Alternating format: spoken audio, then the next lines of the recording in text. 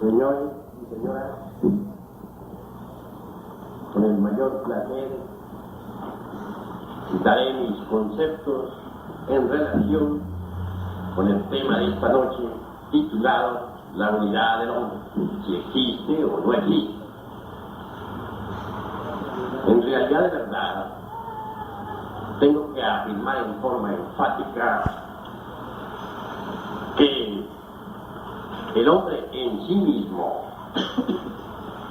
es algo que todavía debemos crear. Esto quiere decir que el hombre no existe. Algunos pocos hombres existirán sobre la faz de la tierra, pero no todos los humanoides intelectuales que viven sobre la faz de la tierra son hombres. He venido esta noche a colocarlos en el campo de la más cruda realidad. Temo decepcionarles un poco, pero sería yo un hipócrita si no exteriorizara ante este honorable público la realidad que siento, la que conozco.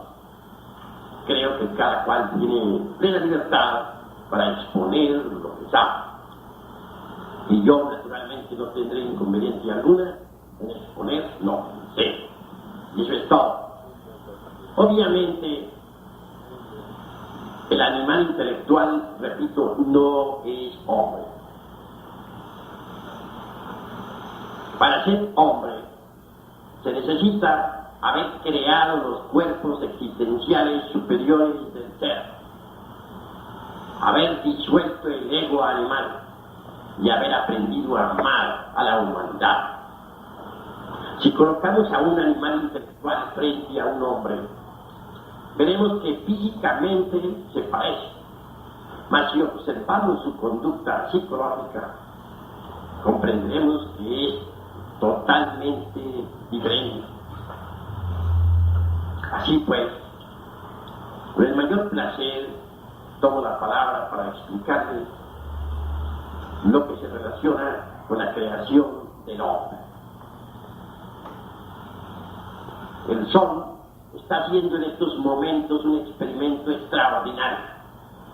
Quiere crear hombres. Cada raza tiene un solo objetivo: servir para el experimento solar. En nuestra raza aria se han hecho algunas creaciones. Durante la época de Abraham hubo cierta cantidad de hombres creados. En los primeros 8 siglos del cristianismo se logró cierta creación de hombres. Y en estos instantes de crisis mundial, bancarrota de todos los principios, etc., el Sol intensifica sus esfuerzos para crear hombres.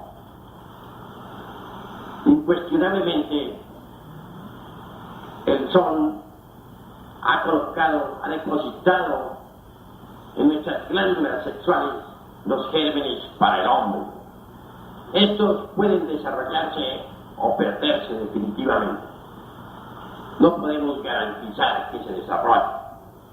Ciertamente solamente podrían desarrollarse si nosotros cooperáramos con el Sol. Indubitablemente necesitamos cooperar con el Sol. Solo así esos gérmenes podrían desarrollarse. Esto significa que solo así podría crearse el hombre dentro de nosotros, en la misma forma que la mariposa se crea dentro de la crisálida. Así que vamos a ahondar un poco en esta cuestión.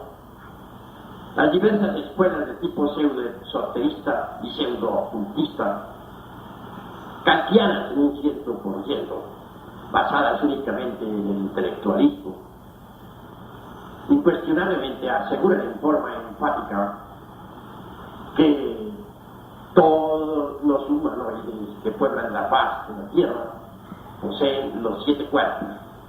Al primero En teosofismo lo denominan Sthula Sarira, es decir, el cuerpo físico. Al segundo lo denominan Lingam Sarira, el cuerpo vital. Al tercero lo llaman Kamas, o principio del deseo, el cuerpo astral. Al cuarto lo denominan Manas inferior o mente concreta, el cuerpo mental.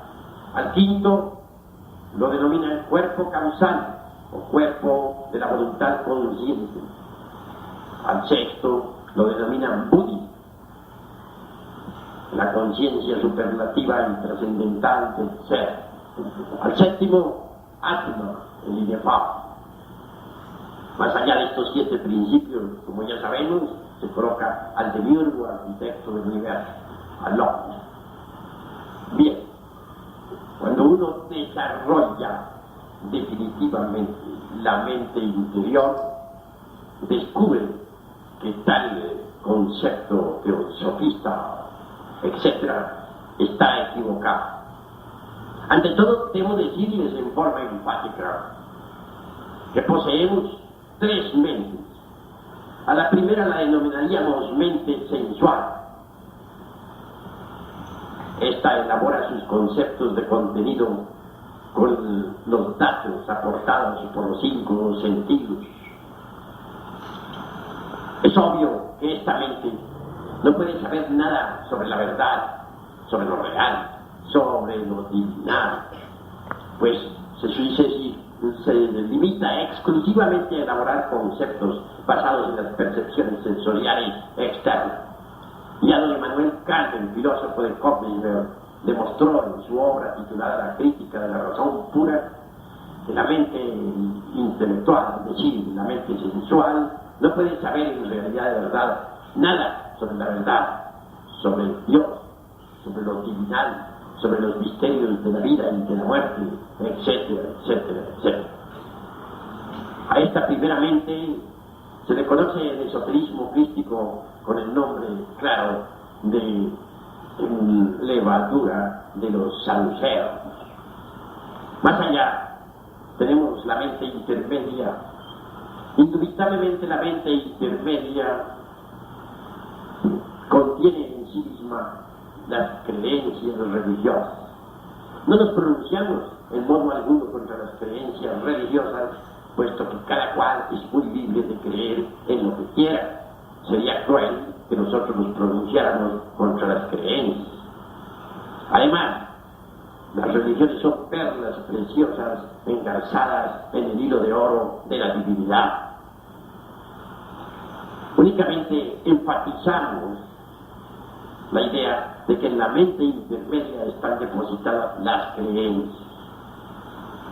Obviamente,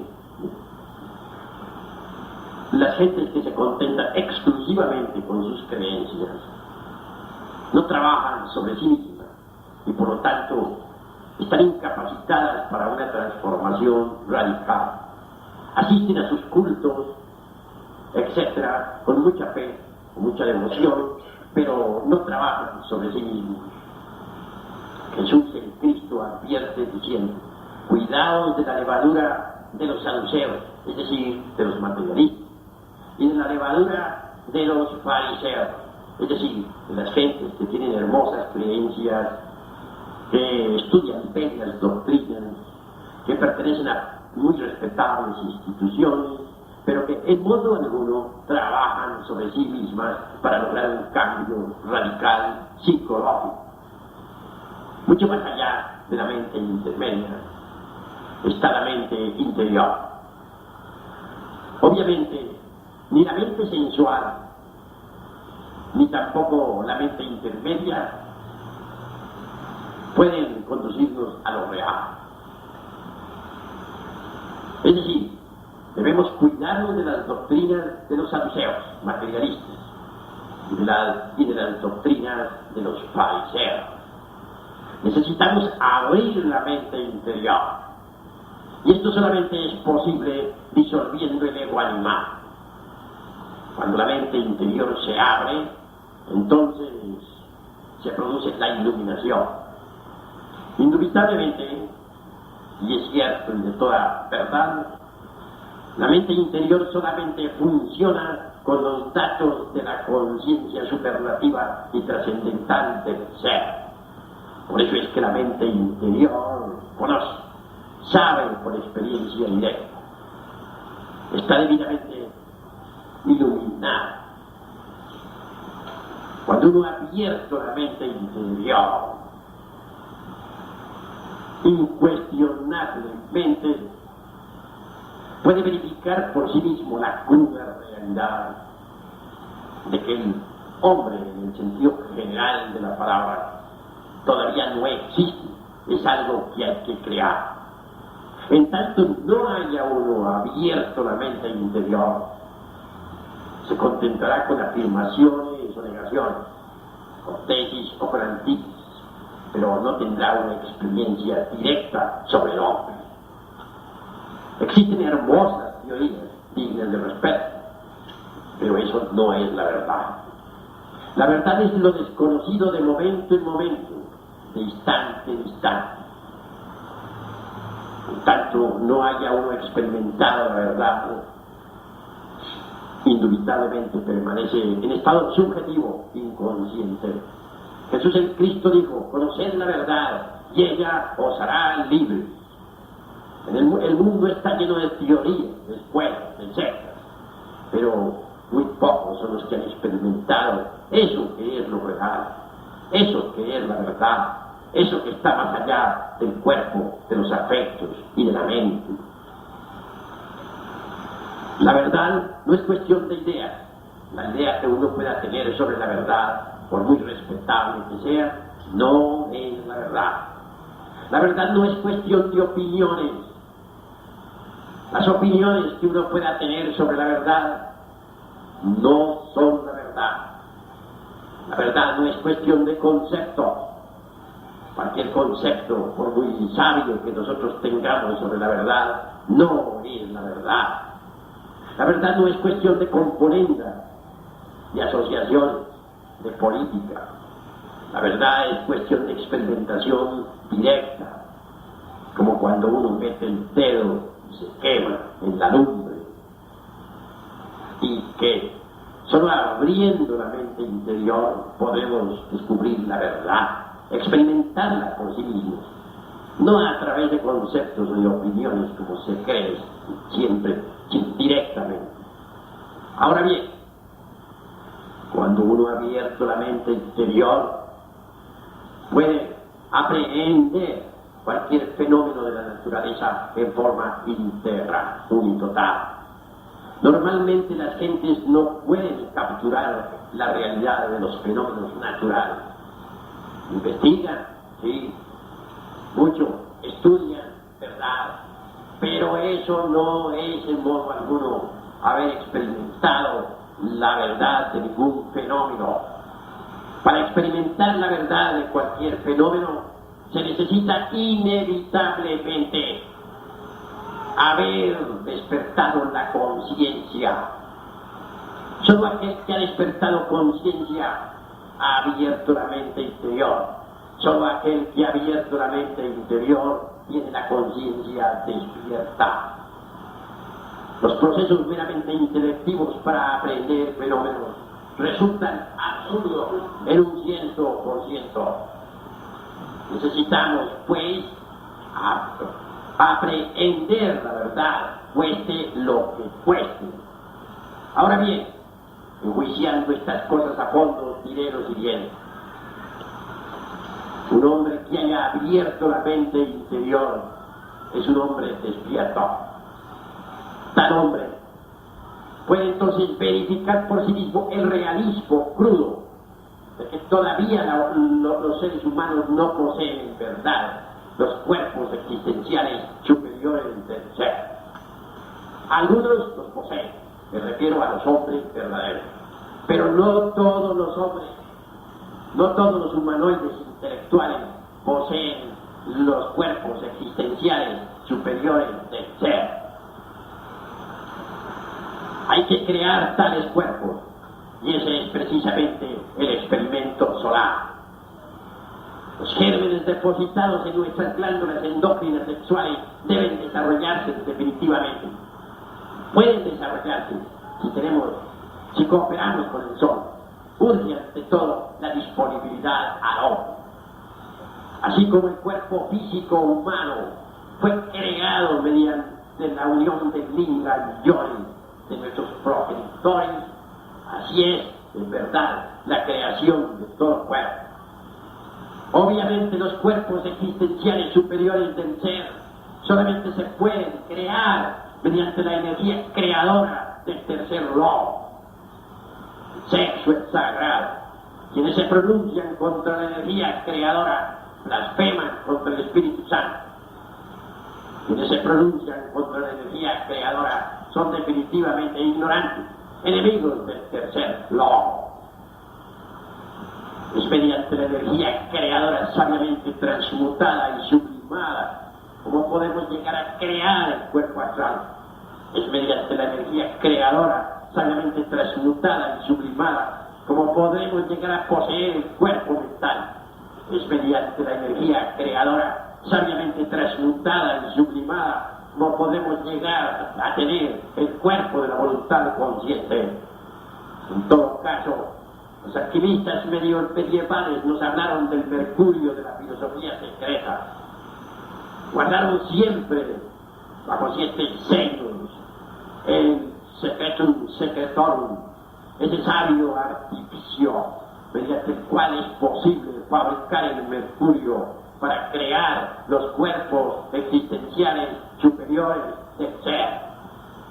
Pero nosotros, los gnósticos, estamos difundiendo ese secretum secretorum, cueste lo que cueste.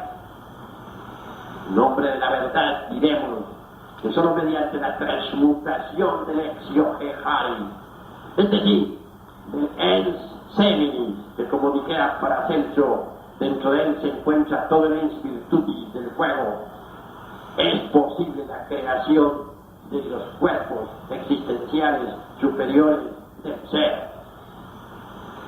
Obviamente, el secretum secretorum es un fino artificio que la alquimia antigua conocía. Quiero referirme en forma enfática a la conexión del Linga y Yoni. Indubitablemente, cuando se evita en forma consciente la eyaculación del ens seminis, es decir, cuando se evita, cueste lo que cueste, derramar el vaso de Hermes Trismegisto, el 3 veces grande dios Ibis de todo. En otros términos, derramar el vino sagrado del altar de Isis, se puede lograr la transmutación del esperma en energía creadora. Esa energía creadora es el mercurio mismo de la filosofía secreta, que como bien sabemos asciende por los canales espermáticos hasta el cerebro. Ese mercurio es grandioso. Con ese mercurio podemos crear los cuerpos existenciales superiores del ser, a condición de que tal mercurio sea fecundado por el azufre. El azufre es el fuego, el poder individual, particular, de cada cual. En otros términos diremos, el mercurio fecundado por el azufre es grandioso. Ahora bien, si pensamos en la sal, que es nuestro cuerpo, diremos también que sal, azufre y mercurio en sublimación contienen la clave para la creación de los cuerpos existenciales superiores del ser. Obviamente, mediante una octava superior es posible la creación del cuerpo astral. Cuando se evita derramar el vaso de Hermes Trismegisto, el 3 veces grande dios Ibis de todo, entonces ese mercurio pasa a una octava superior y cristaliza en la forma maravillosa y esplendente del cuerpo astral. La cristalización se hace siempre de acuerdo con la ley de las octavas: do, re, mi, fa, sol, la, si. En una segunda octava más elevada, es claro, el mercurio viene a cristalizar en el cuerpo mental. Tal cristalización se realiza con las notas del eterno Hepta Paraparchino, las 7 notas musicales. Por último, En una tercera octava viene a cristalizar el cuerpo causal o cuerpo de la voluntad consciente, de acuerdo también con las 7 notas de la escala musical. Cuando ya poseemos un cuerpo físico, cuando ya poseamos un cuerpo astral, un vehículo mental individual y un cuerpo voz de la voluntad consciente, entonces recibiremos los principios anímicos, étnicos o espirituales que nos convertirán en hombres verdaderos. Antes de ese momento seremos simplemente animales intelectuales condenados a la pena de vivir. Hoy por hoy somos máquinas al servicio de las leyes cósmicas. Estamos en verdad sirviendo a la economía de la naturaleza. Cada uno de nosotros capta determinados tipos y subtipos de energía cósmica y los transforma automáticamente para luego retransmitirlos a las capas anteriores del organismo planetario en que vivimos. Así es que la Tierra, la naturaleza, nos necesita. Estamos al servicio de la naturaleza. Pero el Logos, con su sabiduría, ha depositado además los gérmenes para el hombre. Están depositados en nuestras glándulas endócrinas sexuales. Necesitamos que se desarrollen para crear al hombre. Este ensayo solar es difícil. Cuando una raza se vuelve definitivamente lunar, cuando se vuelve mecanicista, entonces ya no sirve para el experimento solar. En este caso, el lobo la destruye y crea una nueva para su experimento. Él quiere sacar una buena cosecha de hombres solares.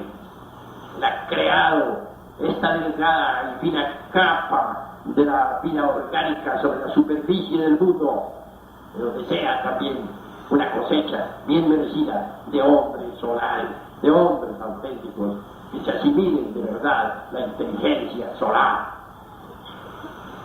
Desgraciadamente, y tengo que hablarlo aquí ante ustedes, en estos tiempos de crisis mundial, la humanidad se ha vuelto terriblemente mecanicista en un 100%. Ya no quiere cooperar con el sol. Motivo más que suficiente como para que vengan grandes catástrofes que terminarán de una vez y para siempre con esta quinta raza aria.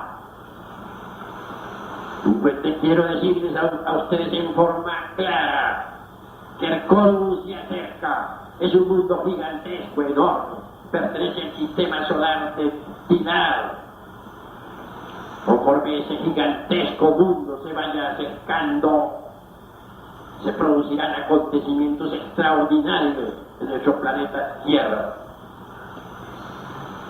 Con el acercamiento del Cosmos, el fuego contenido en el interior de nuestro mundo, el fuego líquido, saltará a la superficie y aparecerán volcanes por doquiera. Entonces se producirán espantosos terremotos y grandes maremotos. Las grandes ciudades del mundo caerán como castillos de naipes hechas ruinas. Nueva York, París, Londres, etc. desaparecerán de la faz de la tierra. En el máximo de acercamiento de Mercurio habrá una revolución de los ejes de la tierra. Los mares cambiarán de lecho y perecerá todo aquello que tenga vida. Los actuales continentes se sumergirán bajo las aguas. Quiero decirles a ustedes en forma enfática que los polos se convertirán en Ecuador y que el Ecuador se convertirá en polo. Esta raza va a ser destruida porque ya no sirve para el experimento solar. Se ha vuelto terriblemente materialista, grosera, viciosa, mecanicista, en un 100%. Antes de este gran cataclismo que se acerca, estallará la tercera guerra mundial. Pronto veremos revoluciones de sangre y aguardiente por todas partes. Así que los tiempos del fin han llegado. Ya no sirve esta raza para el experimento solar. Empero, estamos nosotros todos ocupados en cooperar con el sol, en tratar de sacar una cosecha de hombres, cueste lo que cueste. Ahora bien, leyendo por ahí un códice de Anáhuac, encontré algo precioso.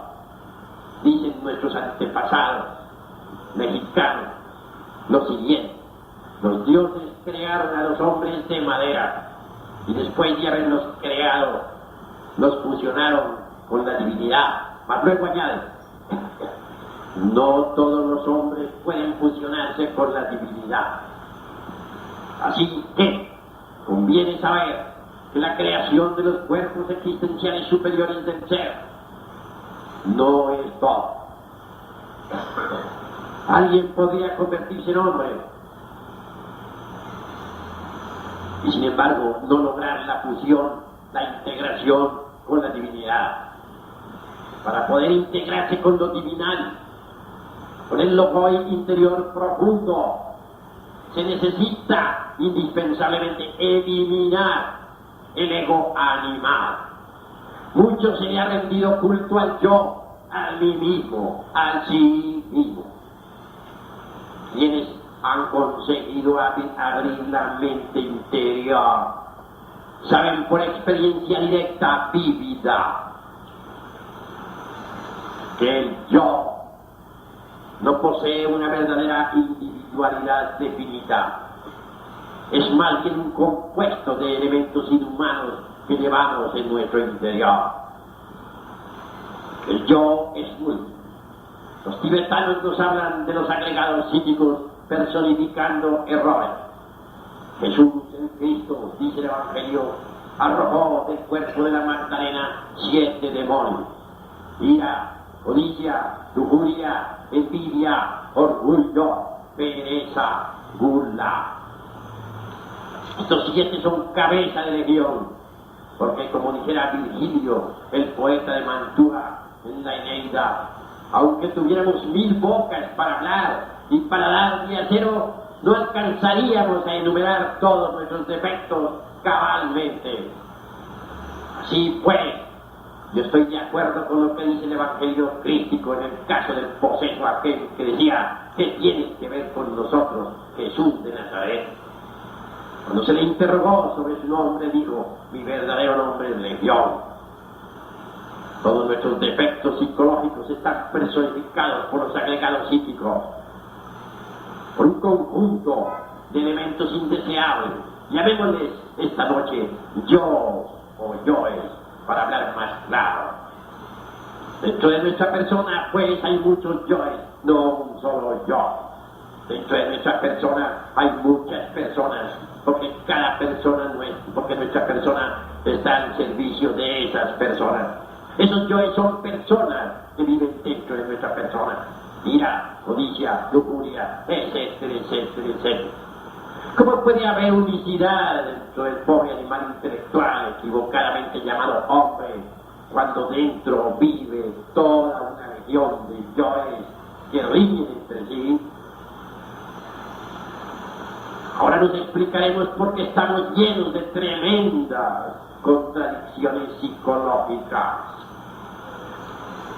Yo quiero comer, dice el yo del estómago. Interviene el yo del movimiento, diciendo: no, comer no, prefiero sentarme a leer un rato el periódico. Un tercero entra en discordia diciendo: no, qué periódico ni qué comida, está muy temprano, voy a la casa de mi amigo fulano de tal. Vean ustedes qué contradicciones psicológicas llevamos en nuestro interior.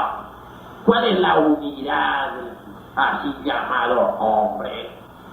Ahora bien, ¿por qué se insulta al hombre? No insulto al hombre, no. El hombre verdadero hay que crearlo. El hombre auténtico sí tiene unidad, es íntegro, unitotal, pero el animal intelectual no es el hombre. Por lo tanto, no tiene verdadera unidad. Todos estos yoes riñen entre sí, se combaten por la supremacía. Cuando uno de ellos quiere imponerse, lucha hasta lograrlo, mas luego es desplazado totalmente. Así que cada uno de nosotros es una marioneta movida por hilos invisibles. Cada uno de nosotros es un robot controlado por múltiples yoes. Esto lo puede evidenciar todo aquel que haya abierto la mente interior, todo aquel que haya despertado conciencia.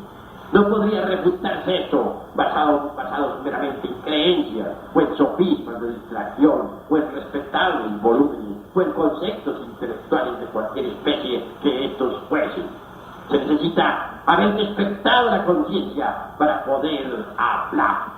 En tanto uno no haya despertado la conciencia, no hace sino repetir lo que otros dicen, decir lo que otros dicen, pero no tiene verdadera autoridad para enseñar a nadie. Así que al hablar esta noche lo hago con gran énfasis. Siento en mi corazón el deseo de decir que somos una multiplicidad, que todavía no poseemos la verdadera unidad del ser. Hay necesidad de desintegrar todos esos yoes que en nuestro interior cargamos. En otros términos diré, hay necesidad de eliminar nuestros errores, nuestros defectos psicológicos. La conciencia desgraciadamente está embotellada, enfrascada, embutida entre todos esos yoes defectos que en nuestra psiquis cargamos. Ahora nos explicaremos por qué tenemos la conciencia dormida. Desgraciadamente todo el mundo sueña que está despierto. Si tuviéramos la conciencia despierta, podríamos ver, oír, tocar y palpar las grandes realidades de los mundos superiores. Desgraciadamente dormimos. Los 4 evangelios insisten en la necesidad de despertar, pero no enseñan la técnica, no dicen cómo.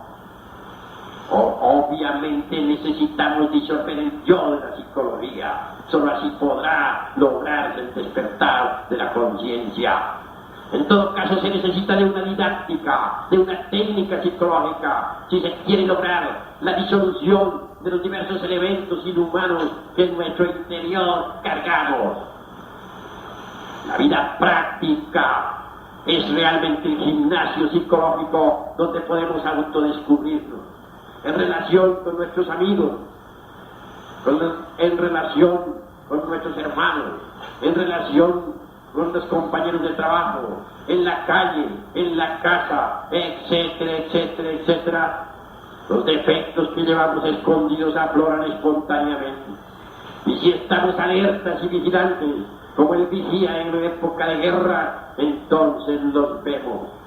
Defecto descubierto debe ser enjuiciado a través de la meditación profunda del ser. Solo mediante una debida comprensión podemos lograr pasar más allá. Primero hay que descubrir nuestros defectos psicológicos.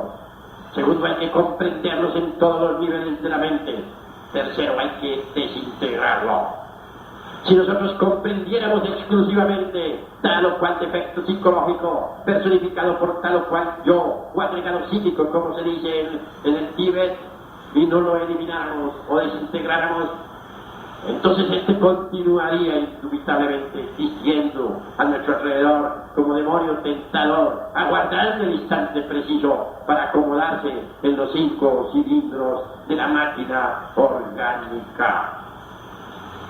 El cuchillo de la conciencia puede separar a cualquier yo defecto, pero no puede desintegrarlo. Nosotros necesitamos desintegrar nuestros defectos psicológicos si es que queremos en verdad lograr el despertar maravilloso de la conciencia. La mente por sí sola no puede alterar fundamentalmente ningún defecto psicológico. Ella puede pasarlo de un nivel a otro del entendimiento. Ella puede justificarlo o puede condenarlo, pero jamás podría alterarlo radicalmente. Necesitamos de un poder que sea superior a la mente, de un poder que sea capaz de desintegrar realmente cualquier defecto psicológico. Cuando hemos comprendido, ¿verdad?, cualquier defecto descubierto, entonces estamos preparados para su desintegración. Ese es el momento en que debemos invocar a Devi Kundalini Shakti.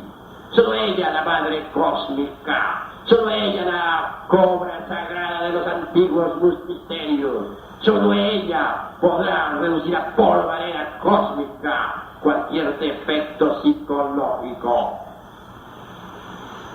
Hemos estudiado muchas veces a Krishnamurti, es maravilloso.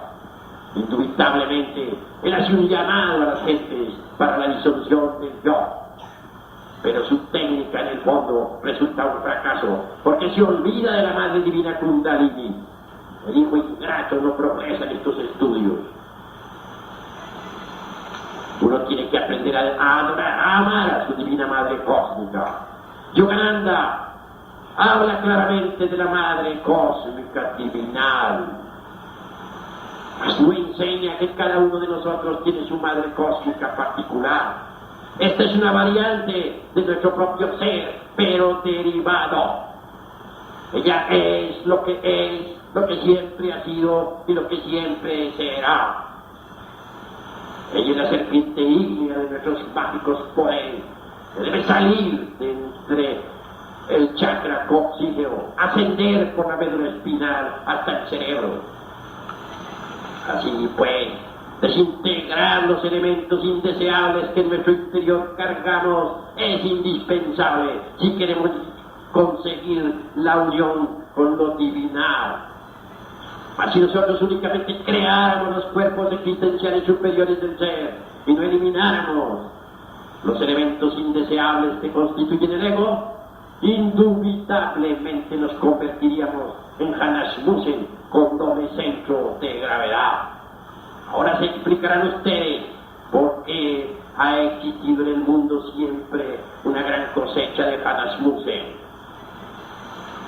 Se hace indispensable, urgente, inaplazable disolver el ego animal.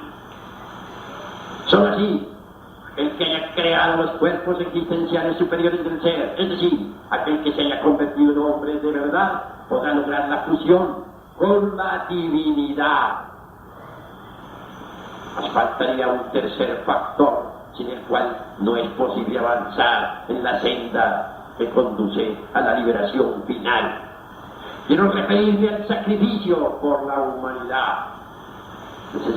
Quien ha visto la luz debe levantar la antorcha bien en alto para iluminar el camino de otro. Eso es amor, sacrificio.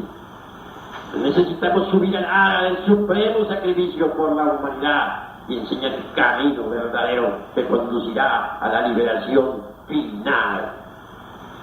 Antes que meternos 50.000 teorías en la cabeza, es conveniente estudiar a fondo la sabiduría de la serpiente. No bastaría únicamente desarrollar el Kundalini como nos enseña la yoga indostántra. Necesitamos ser devorados por la serpiente. Necesitamos convertirnos en serpientes. Cuando los cuerpos existenciales superiores del ser han sido creados, pueden ser transmutados en vehículos de oro puro. Así lo enseñan los textos de alquimia. No podría convertirse el cuerpo astral en un cuerpo de oro puro si no elimináramos el mercurio seco, es decir, los elementos indeseables que en tal vehículo llevamos. No podría en modo alguno convertirse el cuerpo mental en un vehículo de oro puro de la mejor calidad si antes no elimináramos de nuestra mente todos los elementos indeseables que en nuestro interior cargamos. No podríamos convertirse el cuerpo causal en un cuerpo de oro si no elimináramos de tal vehículo los elementos indeseables que en nuestro interior cargamos. Cuando los cuerpos que hemos creado se convierten en vehículos de oro, son devorados por la serpiente. Y entonces nos convertimos en serpientes. Botán dice: yo entré por el agujero de la sierpe y llegué al interior del mundo. El agujero estaba lleno de serpientes. Pude entrar por allí porque yo también era una serpiente. Nadie podría gozar de todos los poderes psíquicos que corresponden al Kundalini si antes no ha sido devorado por la serpiente. Por último, a la serpiente debe tragársela el águila. Cuando la serpiente es devorada por el águila, que es el logos interior profundo, entonces sí conseguimos lo que hemos planteado esta noche aquí, en esta respetable sala, y ante gente que está interesada por la sabiduría y el amor. Conseguiremos, digo, la verdadera unidad del hombre. Eso es todo. Paz y invención.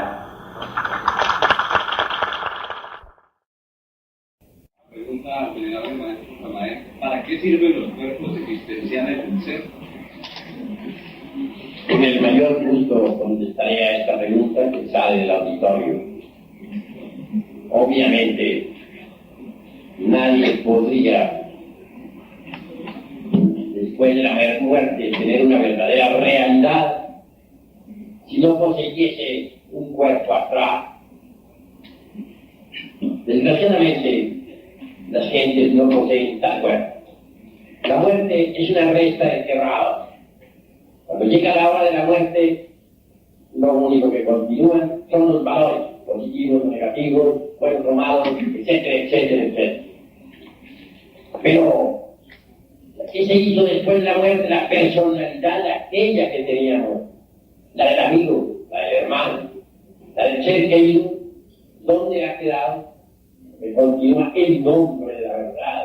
Voy a decirlo, es muy duro, un montón de diablos. Es decir, sin un cuerpo astral no tenemos realidad alguna. Mas si poseyésemos un cuerpo astral, después de la muerte continuaríamos en el mundo astral, con una personalidad astral. En cuanto al cuerpo mental, las gentes no tienen una mente individual. Ya dije que dentro de nosotros tenemos muchos yo, personificando el terror. Es obvio que cada yo tiene su propia mente. Así pues, dentro de nosotros no hay una mente, sino muchas mentes que piensan diferentes. Ahora nos explicaremos los motivos, o el motivo fundamental por el cual hay tantas contradicciones psicológicas en nuestro intelecto. Así creamos un cuerpo mental, después de la muerte continuaremos en el mundo de la mente con una personalidad mental también. Por último, tenemos el cuerpo de la voluntad consciente. En tanto uno no haya creado el cuerpo de la voluntad consciente, tendrá muchas voluntades dentro de sí, pues cada yo defecto tiene su propia voluntad, y estos yoes defectos riñen entre sí. Así que no tenemos una sola voluntad, sino múltiples voluntades. Cuando uno en verdad logra crear el cuerpo de la voluntad consciente, adquiere una nueva personalidad. Se convierte en verdad el hombre con voluntad propia, capaz de dirigir los distintos eventos de su existencia, ya no sea víctima de las circunstancias, ya podrá eliminar nuevas circunstancias. El que ha logrado crear el cuerpo de la voluntad consciente se convierte en un hombre causal. Establece su centro de gravedad en el mundo causal. Así que los cuerpos existenciales superiores del ser nos dan realidad no solamente en el mundo físico, sino también en los mundos superiores.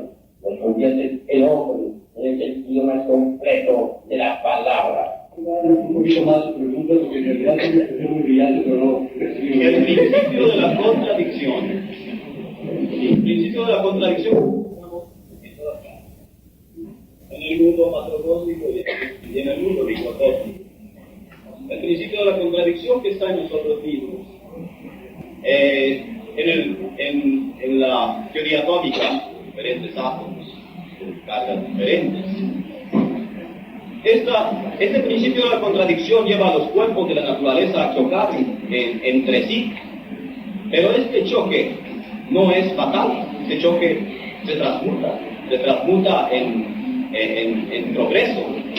Pero yo pregunto, si esto nos lleva a nosotros a crear nuestro propio juez interior para tener una conducta más benéfica, pues no es suficiente.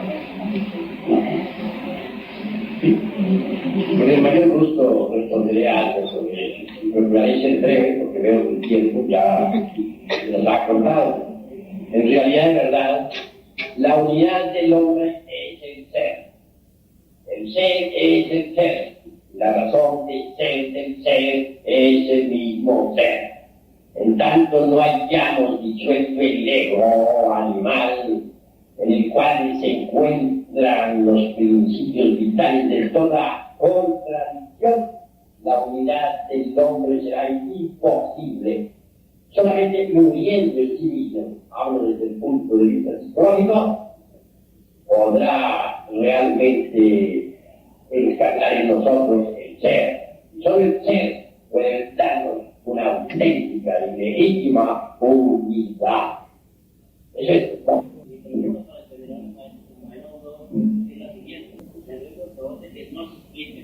Y realmente existen diferentes caminos y puertas que nos conduzcan a una verdadera realidad.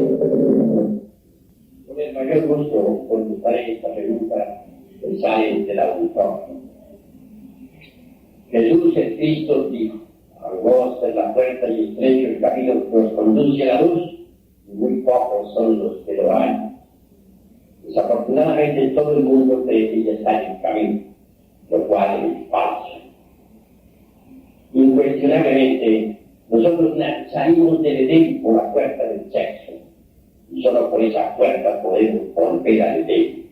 El Edén es el mismo sexo, no hay otro camino. Quienes quieran volarse en los muros del Edén están muy equivocados. Se aguarda el abismo y la muerte segunda. Eso es todo. Cada raza tiene un solo objetivo: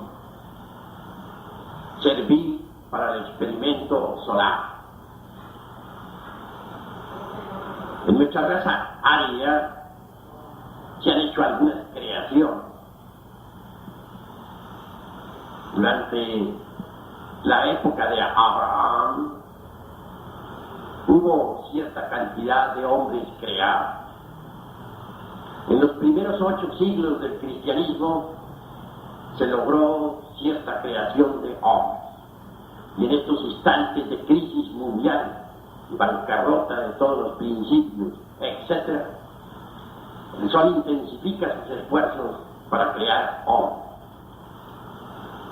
Incuestionablemente, el sol ha depositado en nuestras glándulas sexuales los gérmenes para el hombre. Estos pueden desarrollarse o perderse definitivamente.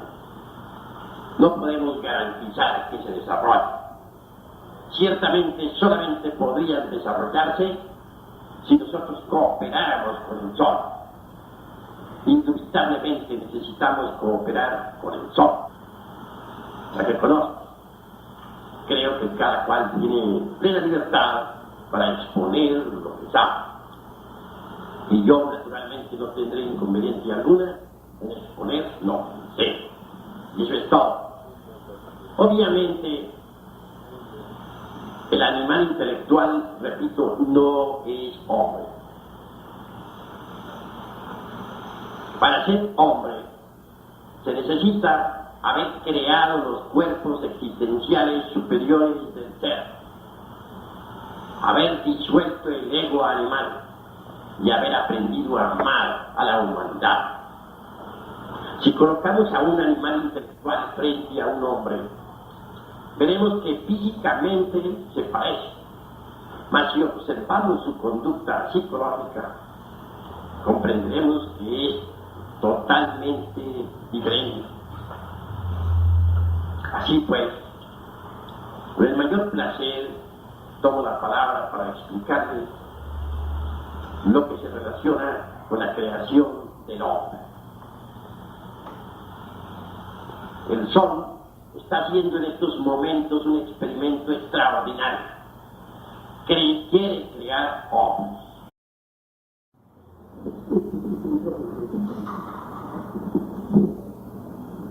Señores y señoras, con el mayor placer daré mis conceptos en relación con el tema de esta noche titulado La unidad del hombre, si existe o no existe. En realidad, de verdad, tengo que afirmar en forma enfática que el hombre en sí mismo es algo que todavía debemos crear. Esto quiere decir que el hombre no existe. Algunos pocos hombres existirán sobre la faz de la tierra, pero no todos los humanoides intelectuales que viven sobre la faz de la tierra son hombres. He venido esta noche a colocarlos en el campo de la más cruda realidad. Temo decepcionarles un poco, pero sería yo un hipócrita si no exteriorizara ante este honorable público la realidad que siento. Solo así esos gérmenes podrían desarrollarse. Esto significa que solo así podría crearse el hombre dentro de nosotros, en la misma forma que la mariposa se crea dentro de la crisálida. Así que vamos a ahondar un poco en esta cuestión. Las diversas escuelas de tipo pseudo-esoterista y pseudo-ocultista, kantianas en un 100%, basadas únicamente en el intelectualismo, incuestionablemente aseguran en forma enfática que todos los humanoides que pueblan la faz de la Tierra poseen los 7 cuerpos. Al primero, en teosofismo lo denominan Istura Sarira, es decir, el cuerpo físico. Al segundo, lo denominan Lingam Sarira, el cuerpo vital. Al tercero lo llaman Kamas, o principio del deseo, el cuerpo astral. Al cuarto lo denominan Manas inferior o mente concreta, el cuerpo mental. Al quinto lo denominan cuerpo causal o cuerpo de la voluntad consciente. Al sexto lo denominan Buddhi, la conciencia superlativa y trascendental del ser. Al séptimo, Atma, el inefable. Más allá de estos 7 principios, como ya sabemos, se coloca al demiurgo, arquitecto del universo, al hombre. Bien, cuando uno desarrolla definitivamente la mente interior, descubre que tal concepto teosofista, etc., está equivocado. Ante todo, debo decirles en forma enfática que poseemos 3 mentes. A la primera la denominaríamos mente sensual. Esta elabora sus conceptos de contenido con los datos aportados por los 5 sentidos. Es obvio que esta mente no puede saber nada sobre la verdad, sobre lo real, sobre lo divinal, pues se limita exclusivamente a elaborar conceptos basados en las percepciones sensoriales externas. Ya don Immanuel Kant, el filósofo de Königsberg, demostró en su obra